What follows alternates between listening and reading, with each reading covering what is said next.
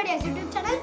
இன்னைக்கு நம்ம சேனல்ல கப் கேக் எப்படி செய்யணும்னா பார்க்க போறோம். தேவையான பொருட்கள் biscuit, powder sugar, baking powder, baking soda, oil, அதுக்கப்புறமா நம்மளுக்கு பால். இப்போ எப்படி செய்யறதுன்னு பார்க்கலாம். இப்போ ஃபர்ஸ்ட் நம்ம பிஸ்கட் பாக்கெட் எடுத்துக்கலாம். இப்போ நம்ம பெரிய பாக்கெட் எடுக்கிறோம்னா பாதி பாக்கெட் நம்ம பிஸ்கட்ஸை மிக்ஸி ஜாரில் போட்டு அரைச்சிடணும். இப்போ அரைச்சிடலாம் வாங்க. இப்போ அரைக்கலாம். இப்போ நம்ம பிஸ்கெட்டை அரைச்சி முடிச்சாச்சு. ஒரு கண்டெய்னர் எடுத்து நம்ம பிஸ்கெட் தூளை அதுக்குள்ள கொட்டிடலாம்.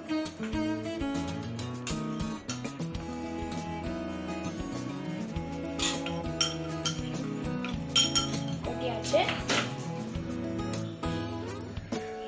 நம்ம கொட்டியாச்சு. இப்போ நம்ம கப் கேக் மோல்ட்ஸை எண்ணெயை வச்சு கிரீஸ் பண்ணிடலாம்.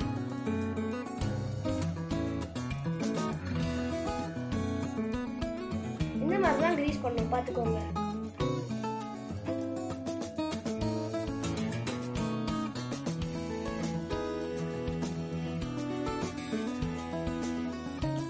இந்த மாதிரி தான் உங்க கப் கேக் மோல்ட்ஸ்க்குலாம் நீங்க கிரீஸ் பண்ணணும். இப்போ நம்ம கப் கேக் மோல்ட்ஸ் எல்லாம் கிரீஸ் பண்ணியாச்சு. இப்போ நம்ம பேக்கிங் சோடா அப்புறம் பேக்கிங் பவுடரை ஆட் பண்ணிக்கலாம். 1 teaspoon baking soda, 1 teaspoon baking powder. இப்போ நம்ம அரைச்சு வச்ச பவுடர் சுகரை இதுல போட்டுடலாம்.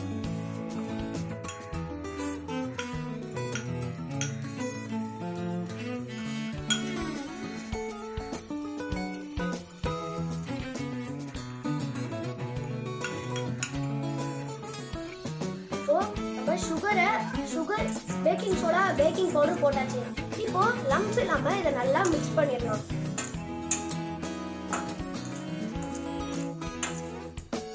இப்போ நம்ம நல்லா மிக்ஸ் பண்ணியாச்சு. இப்போ நம்ம எடுத்து வச்ச ஆயில இதுல ஊத்திடலாம்.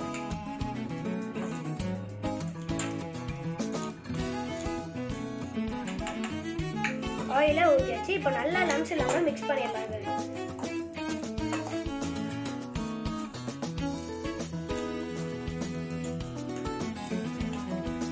எண்ணெயை ஊற்றி நம்ம நல்லா மிக்ஸ் பண்ணியாச்சு. இப்போ கன்சிஸ்டன்சிக்கு தகுந்த மாதிரி பால் ஊற்றி நம்ம மிக்ஸ் பண்ணலாம்.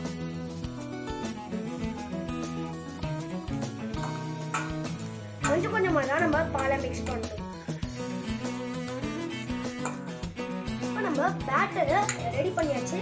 இந்த மாதிரி போரிங் கன்சிஸ்டன்சிக்கு நீங்க பேட்டரை நல்லா மிக்ஸ் பண்ணிடணும். இப்போ நம்ம கப் கேக் மோல்ட்ஸ்ல கிரீஸ் தடவி வச்சோம்ல, அதுல நம்ம பேட்டரை போட்டுடலாம்.